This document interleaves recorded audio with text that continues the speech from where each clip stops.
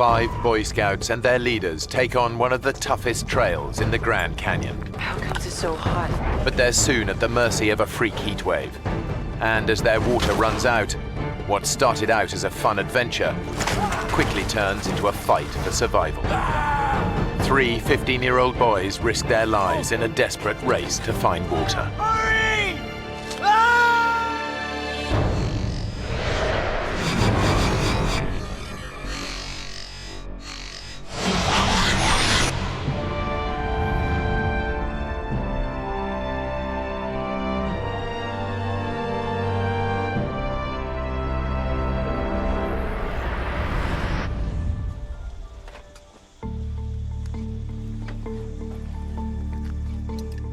After camping out for a night close to the Grand Canyon's north rim, 5 Boy Scouts from Utah are about to make their very first descent to the bottom of the canyon. 3 of the boys are close friends. Is that bacon? Yeah. 15-year-old Mark Coons has been a scout for 4 years. Could have done with some of that this morning. We're saving it for big breakfast tomorrow. Scouting was really a big thing for me. I'm an Eagle Scout, which is the highest rank in the Boy Scouting program, and so it's meant a lot in my life. Mark is friends with Jordan Weiniger, who goes to the same high school in Bountiful, Utah. Every one of us boys, we'd grown up in the same neighborhood, gone to school together, and so we were excited to spend some time to bond and to have fun with each other. It's still kind of heavy with all this water. Nah, it's all that bacon I'm hearing about. First rule of hiking, always be nice to the guy carrying the breakfast. It's a good point, Mark. Maybe I should take that back. Dream on. Making up the trio of friends is David Phillips. Check his roll. He's the most experienced hiker of the 3.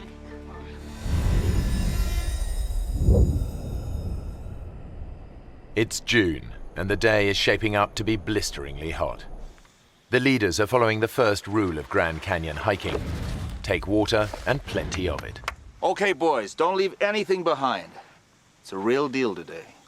We're going over the rim.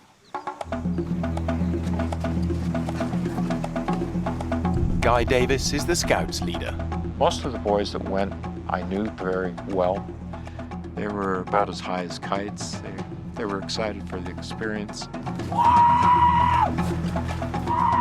I still remember my first time in the canyon. Veteran hiker Lauren Pace is in charge of navigation. Earl. He's also brought his brother Earl along. They're having a good time. Yeah, why not? Time of their lives. After a couple of hours hiking, the boys reach the canyon's north rim. When you walk around that corner and you see a huge panoramic view of cliffs, that go a mile down, there's nothing like it.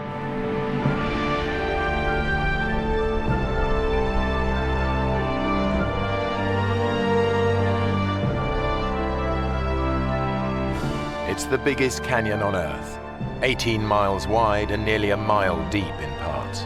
Its sheer size makes it one of the world's most extreme hiking environments. That's where we're going. All the way. Whoa. It's amazing. This place is incredible. The scale of what they're taking on hits home. We're going all the way down there. If you get bored of hiking, there's always the fast way down.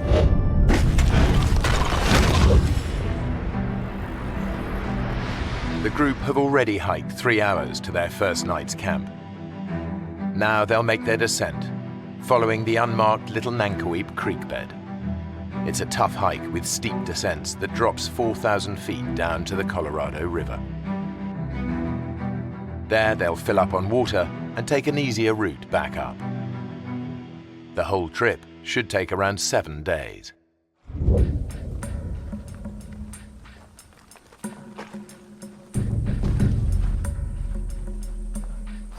An hour on from the canyon rim, the group reaches the end of the official route.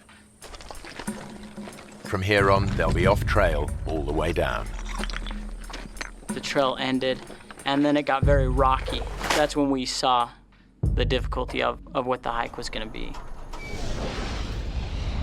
Jordan is right to be wary. Every year, some 300 hikers get into trouble here. and about 200 of them have to be airlifted out by rescue services. Around 10 more aren't so lucky and die here. And going off-trail in the canyon intensifies the risk.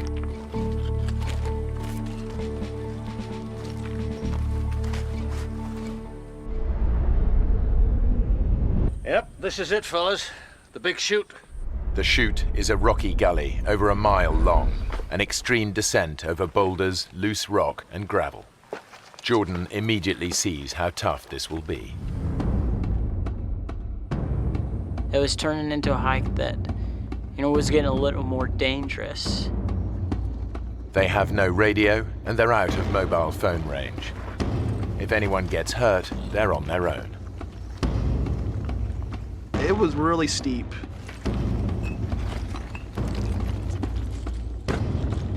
As the most experienced hiker, David takes it in his stride. Pack's off, guys. Mark is a little more cautious. You'd have to climb down a big rock and hand packs down to other people. I got it.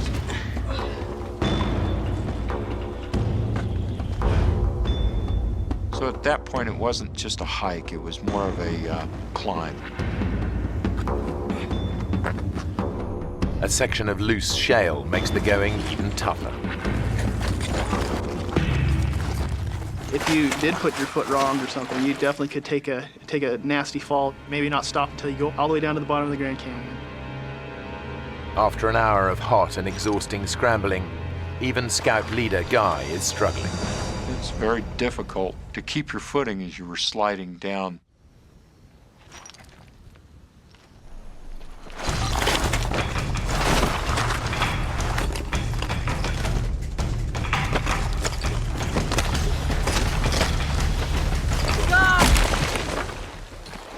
God, you okay?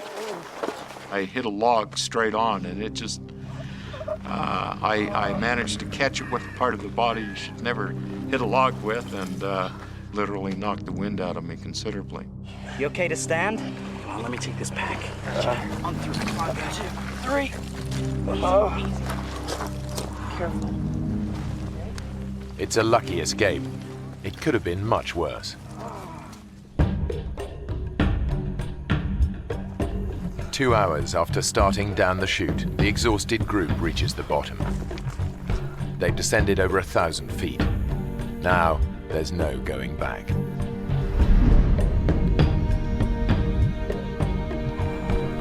The temperature has been climbing all day. It's touching 100 degrees Fahrenheit.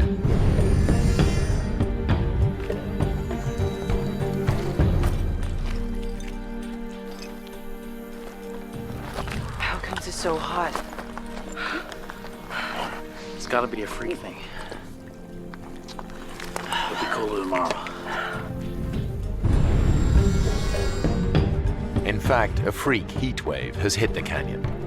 The temperature's heading for 108 degrees, much hotter than anyone expected. Lauren had been the year before, and it was hot, but not 110 degrees hot, not cook you alive hot. We had anticipated that the temperature would be in the 90s. 90-degree weather would have been bad enough. And the route down offers no protection from the ferocious sun. This is when we realized that we don't have any shade. We're not going to have any shade from now on. There's nowhere to hide. It's constantly beating down on you. It's just draining us and dehydrating us. Just a day into the hike, things are beginning to go badly wrong. We were alarmed that we were going through the water as fast as we were. In the searing heat, they've already gone through 3/4 of their water. The only place they're going to get more is the Colorado River. But it's over 2,000 feet down, and they're still a day and a half's hard hiking away. In this heat, they'll run out long before they get there.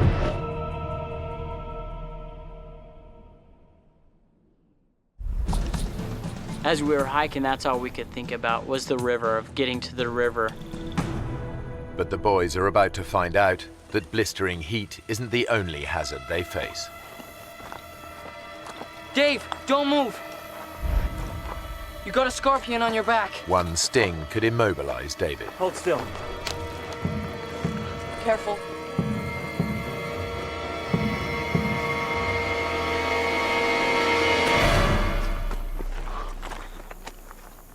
You think it could kill you? I don't know.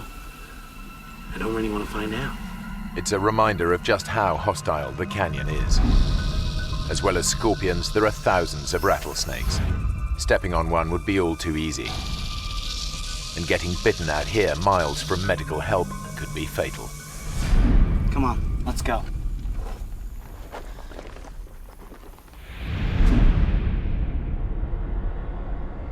That afternoon, the temperature tops 108 degrees. By 7 that evening, they've had enough. Okay, guys, this is it for the night. We were really exhausted. We were just grateful to be off of our feet. We were grateful to have the sun down off of us.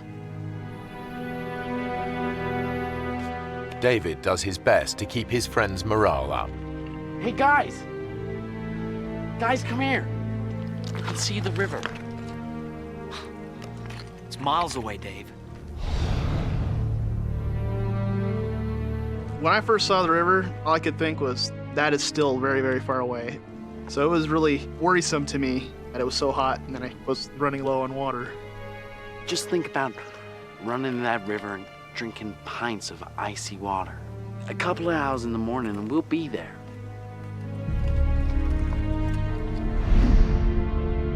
In fact, they're still a tough day's hike from the river, and their water is almost gone.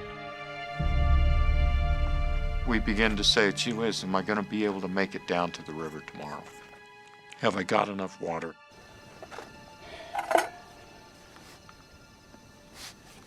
Their obsession with every drop of water is becoming overwhelming. Hey, Jordan. Don't let it boil. It's a waste. Just gonna heat it a little. Hey, George, they're much better dry. They're nutritious and delicious. It's like having loads of little worms in your mouth, just wriggling about. I'm not hungry. Come on, Mark. You gotta eat something. I thought it was odd that I wasn't hungry after all that work all day. I don't know if that's some kind of side effect of dehydration or not.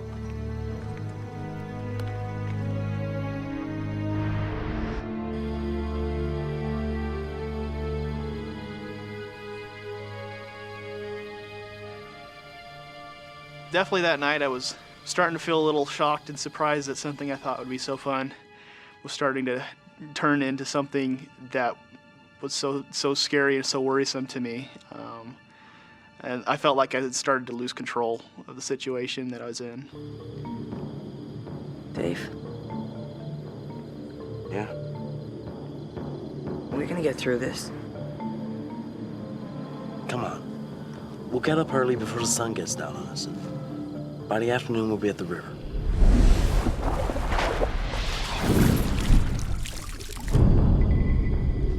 I'm gonna stay there all afternoon. Before sunup. That's when we need to get going. Like David, Jordan is convinced there's only one way to avoid being cooked by the sun again. We knew that we had to get up early. We knew that we had to beat the sun, that if we didn't, we knew that we would be in trouble.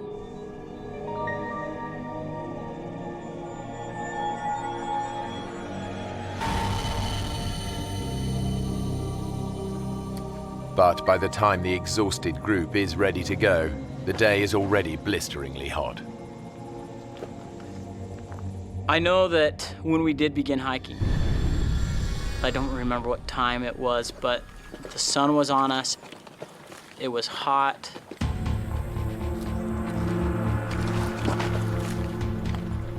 We could feel our bodies were dehydrating. We could feel the heat. They're sweating up to 4 pints of water an hour and dehydrating fast. They face exhaustion, hallucinations, and as their blood pressure drops, collapse.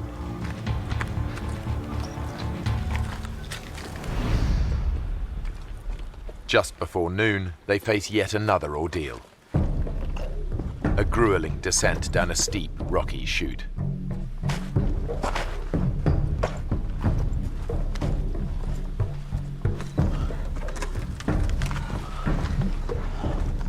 The few hours the boys hoped it would take to reach the river have long passed, and they're not even close. And now, the water situation is critical.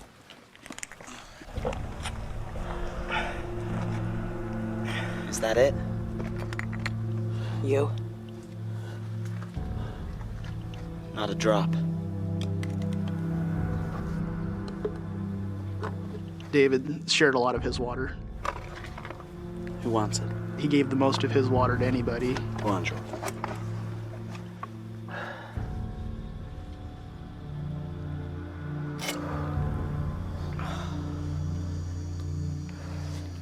Thanks.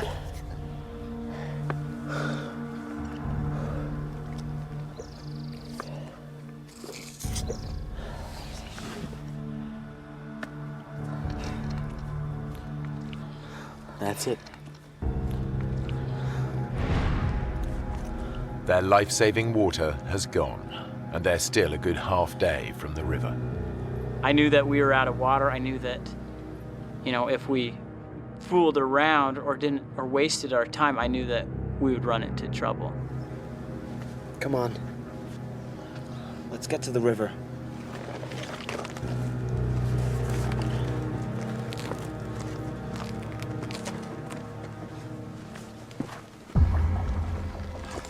Guy is struggling most in the unrelenting heat. He's fallen behind the rest of the group. It was like being in an oven. I was physically exhausted. Severe dehydration is putting Guy's body under intolerable pressure. Finally, it just gives out.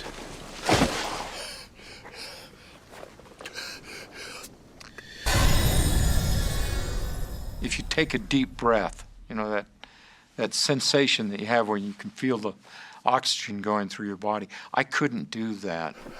The best I could do is reach a shallow breath, basically.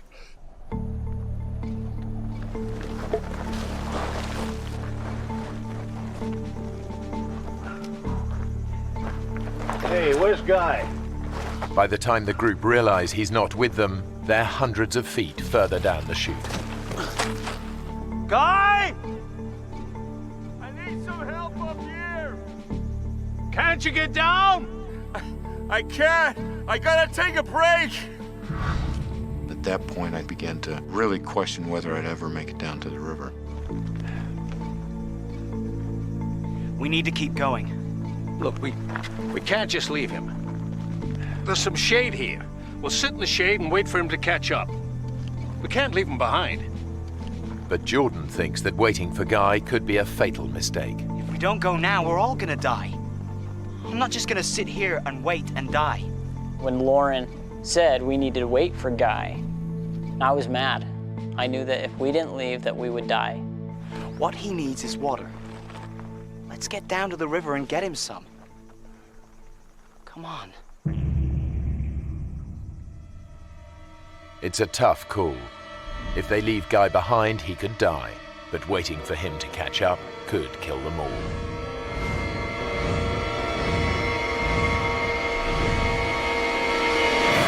Okay. Guy! We gotta get down! Get some water! We're coming back! We're coming back with water! I look after the boys! I had never heard a tone like that in anyone's voice before. That kind of fear or anything like that ever in my life. Just, it changes you when you hear something like that. It's difficult to leave somebody behind, but when it's your own life, you need to do what you need to do.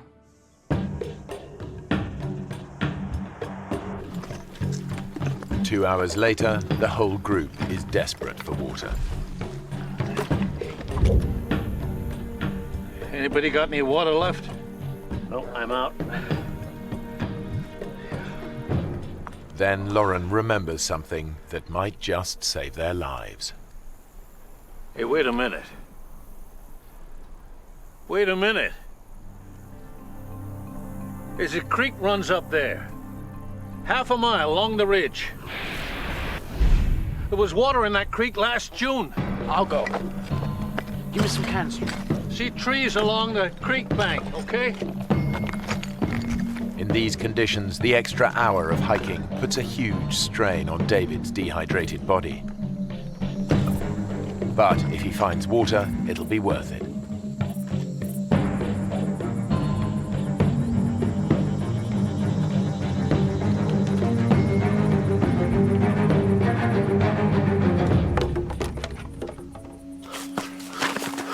The creek is dry as dust.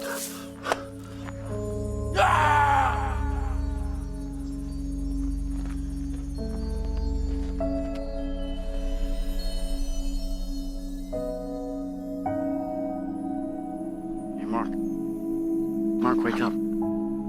Wake up. There was nothing there. Just an empty riverbed. It was very difficult. We had no idea where water was, how we were going to get there, when we'd get there, or how much longer we'd last.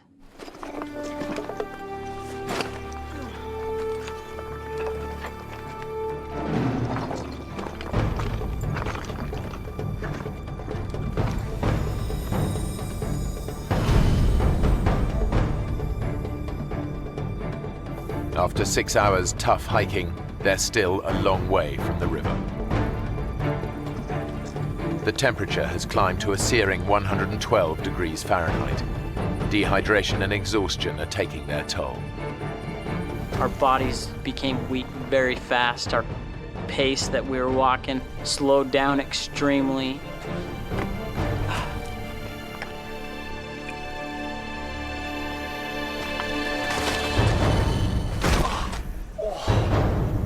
For 71-year-old Lauren Pace, enough is enough. Lauren, you okay? Don't fuss. I'm okay. I'm okay. Listen, guys. The sun is a killer. There's some shade here. We should wait till it's dark.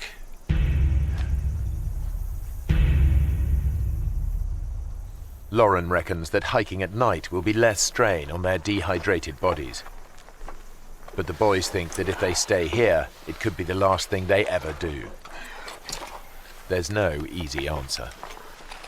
There was a feeling among the boys that if we stayed there, that we would die, and it was urgent, not something that we could just sit around and wait for. It's hours till sunset. We stay here till night, we're all dead. Well, Lauren knows where to go. Right, so he can tell us where to go. Come on. You want to just sit here, or do you want to do something? Let's do it. Mark? Okay. Going against their leader's advice is a big decision for the boys. Lauren, we need to go on. You shouldn't travel in this heat. We're going. When we left Lauren and Earl under that rock in the shade, it didn't feel like even a decision at all. It was more like, we have to. Armed with directions, the boys head out. They're determined to reach the river and bring water back for the others.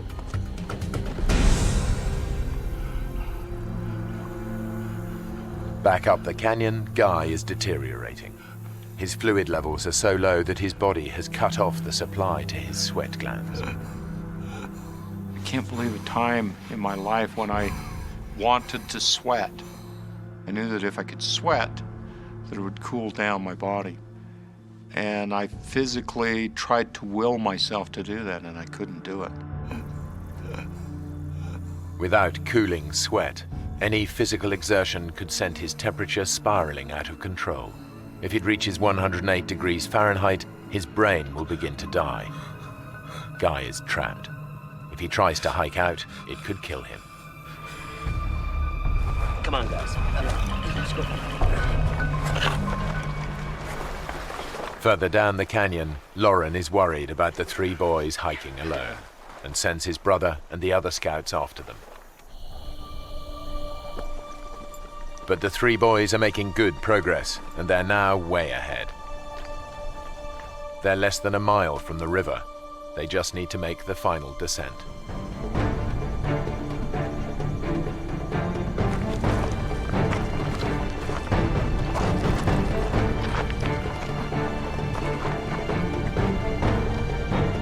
Be those rocks Lauren was talking about.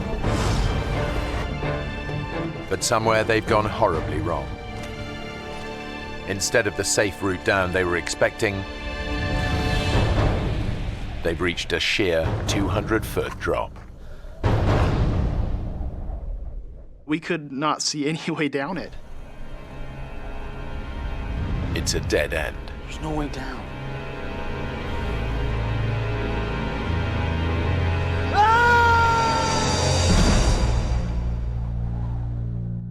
Their water has run out, their leader has collapsed, and the 3 15-year-old boys are on their own. Their desperate bid to reach the Colorado River is over. It's the final straw. They've run into a dead end, a sheer 200-foot drop. What do we do? I don't know, Mark. Nothing, I guess.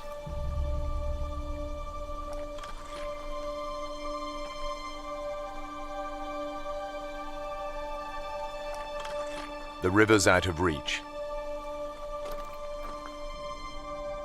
And with the group not expected back for 6 more days, there's no hope of anyone sending out a search party in time.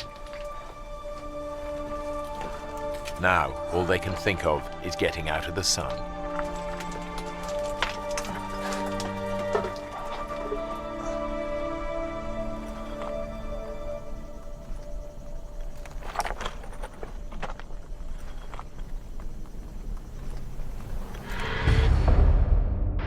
Back up the canyon, Scout leader Guy is also losing hope.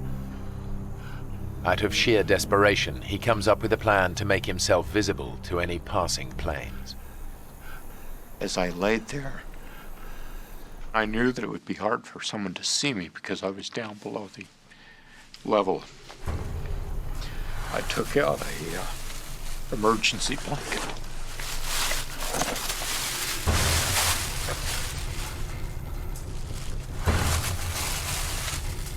Guy is totally alone and virtually helpless.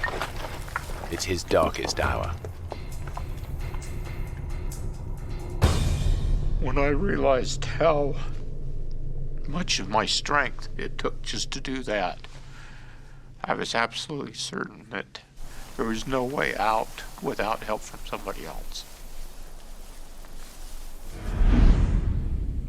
Sheltering under cliff-top boulders, the boys realize they face a slow and painful death from dehydration. In my mind, I knew we were gonna die.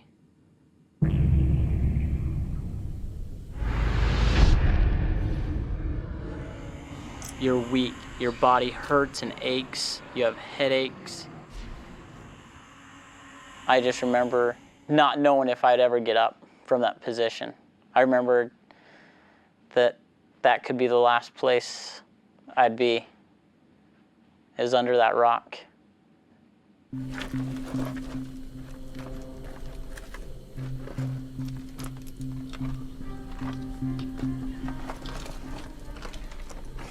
It was a pretty sad situation there, you know. And I was almost turned 16. I wasn't gonna get to drive or anything. You know, you think about your family, that you're not gonna see your mom again or your dad, and it's really sad.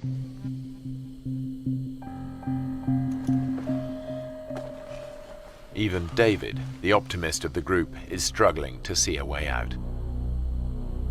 I'd asked David a couple times by now, David, do you think that we're gonna make it? Are we gonna die? We are gonna make it, aren't we? And most of the time he'd be like, oh, Mark, of course we're gonna make it. You're fine, don't worry about it, okay? I think we might die here. This is the first time I heard David say, you know, Mark, I think we might die.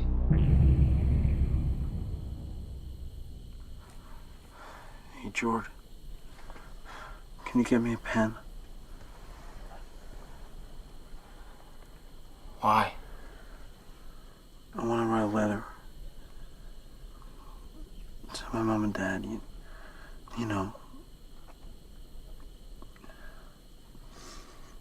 Say goodbye.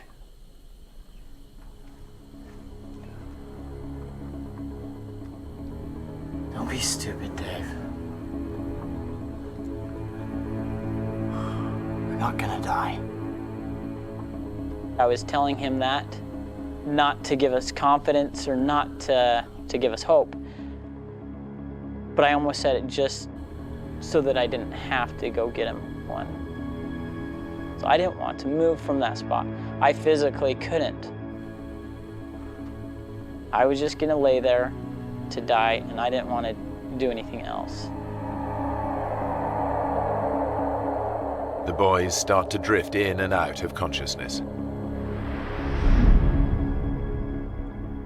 I had a dream of myself in a coffin. You know, my family walked by, but my littlest brother just broke down in tears, covered his eyes.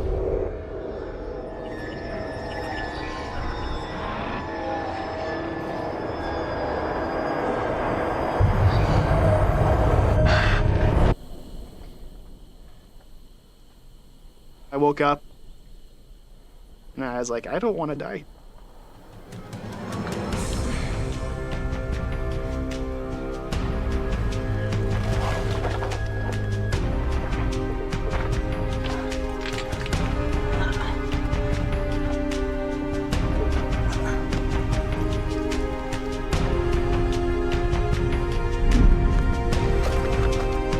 I had no idea where I was going, and I'm not a mountaineer or anything like that, but I decided we can't stay here.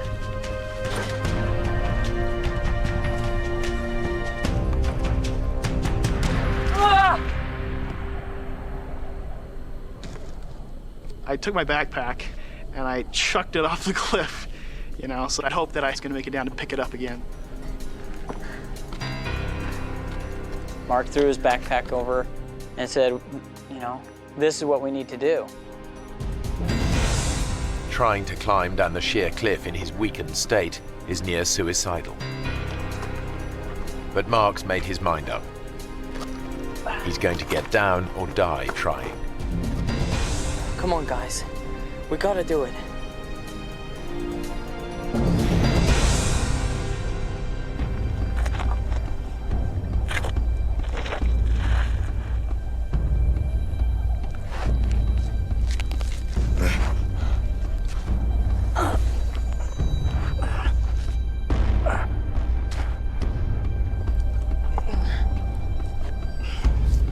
Even for experienced climbers, this would be a dangerous descent. But Mark has no ropes and has never rock climbed in his life.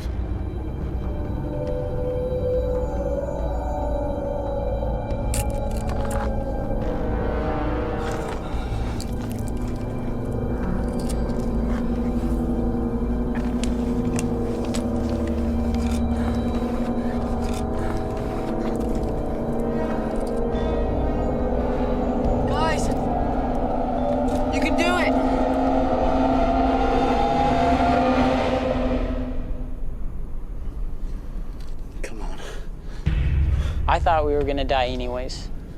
To me, death was gonna happen. And so it seemed like anything would be better, even if it was a ridiculous plan.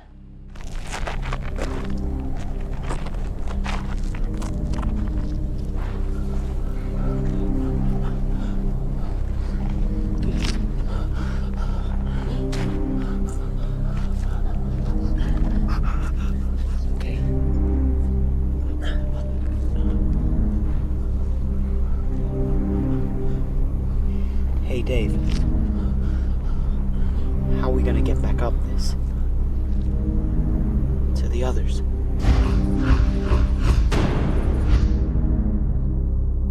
We knew that it would be too difficult to get back to the top of that. And at that time we knew that there's no way we'd be able to make it back to them with water. But the boys have no choice.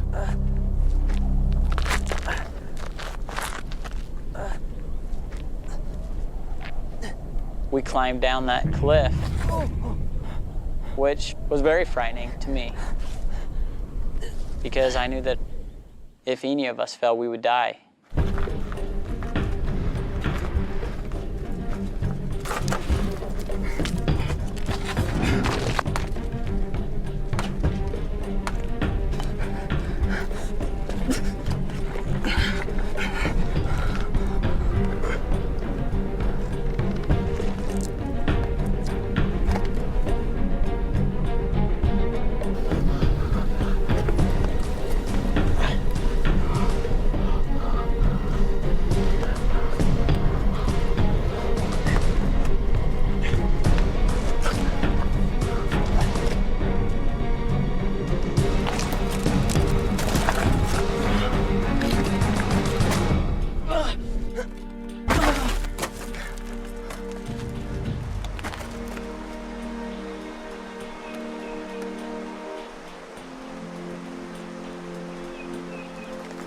Hey! I can hear it! The river!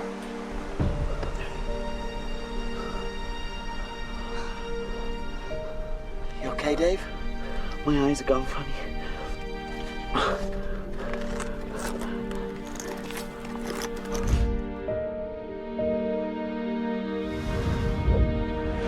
It's a terrifying climb, but David and Jordan finally make it down as well.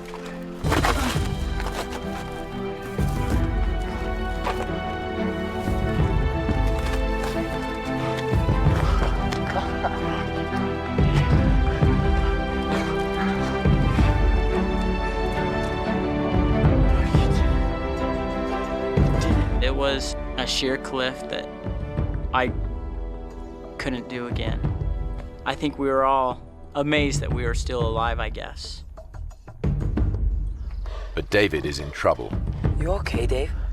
He's showing early symptoms of heat stroke. He needs water fast. I'm cool. Come on. Back up the chute, Guy is so dehydrated he can barely move. He's now at the mercy of the canyon and its inhabitants. There was a rather large rattlesnake that was a few feet away from me. The western diamondback rattlesnake is one of the most aggressive snakes in the US. A bite from an adult can deliver enough venom to kill in as little as 6 hours. I remember experiencing the fear that that snake would turn and sense my body heat. Guy is so weak he can't move out of striking range. And that experience lasted for about an hour while that snake was there.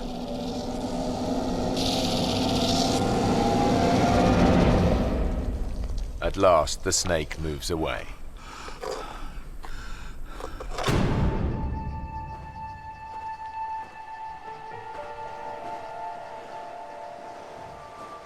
Since making it down the cliff, the boys have walked for over an hour, but they still haven't reached the river.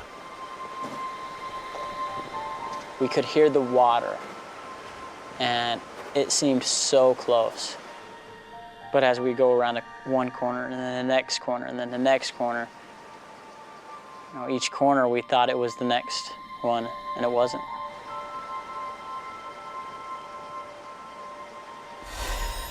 I just remember how bad we wanted the water. Our tongues were like a rock wrapped with sandpaper. The pain of it was just excruciating.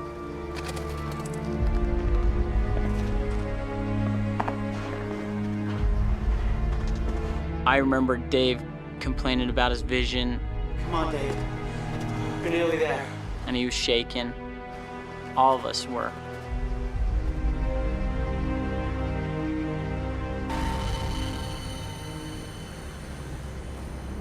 We got to an area where there was a tree that had fallen.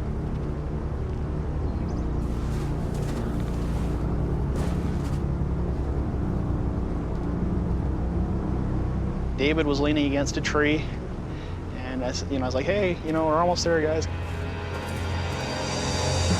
And at that point, David collapsed. David? Dave?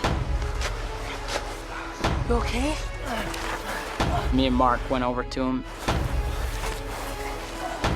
Dave. And I remember seeing Dave's eyes roll back in his head, and his breathing is really jumpy. Yes.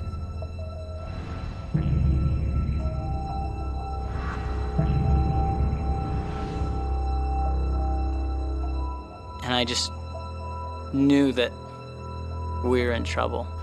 The three boys are in a remote part of the canyon, and dehydration has finally made 15-year-old David collapse with heat stroke. With little chance of help, the situation is desperate. Say something, David. I'd taken first aid merit badge, as a scout. David? They train you for extreme situations like this. I knew it was very serious. Hey, Jordan. You guys get to the river. Bring back water. We're gonna get you some water, all right?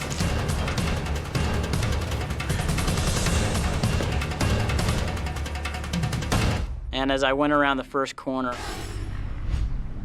I could see the water, and it was about 100 yards away.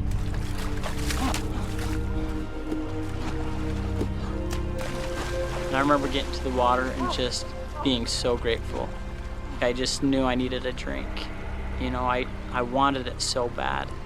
And so I took a drink out of the water, but I knew that there was a higher priority, that Dave needed the water.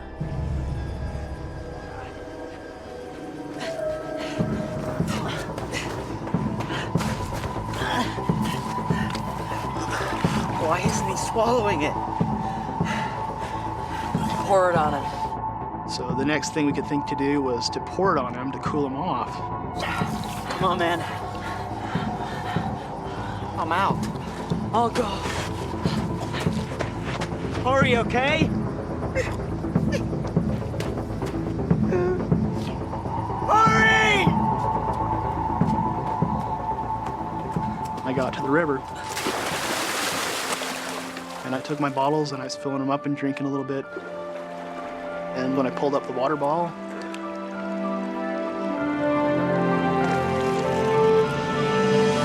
I could not believe it. I saw two big yellow rafts coming around the corner. Hey! Hey, over here, help!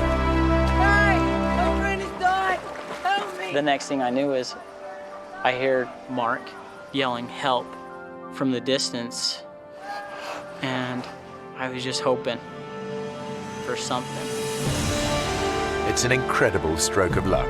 A minute earlier or later, and the rafters would have passed by without finding the boys. David, can you hear me? What's more, the rafting party is made up of off-duty doctors and paramedics. Let's get back down, let's get wet. Now it was such a great relief to me to know that there's somebody here that knows how to take care of Dave. Mayday, mayday. David is in good hands, but with night falling, there's no chance of a helicopter rescue before dawn.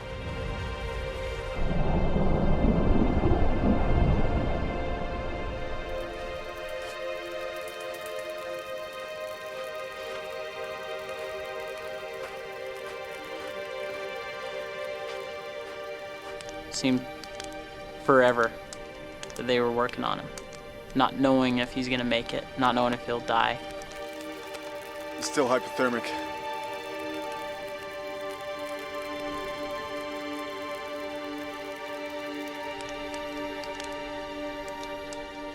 It was dark, so I can't really put a time on it, but somewhere around 10 that night, the one that said he was a doctor came over and said, "I'm sorry to inform you, but your friend has just passed away." Sorry.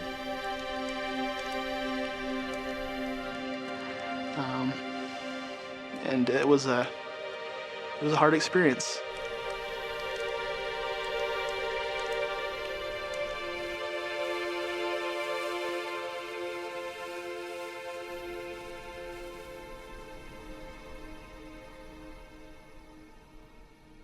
I think it really tore apart our hearts, knowing that our friend was gone.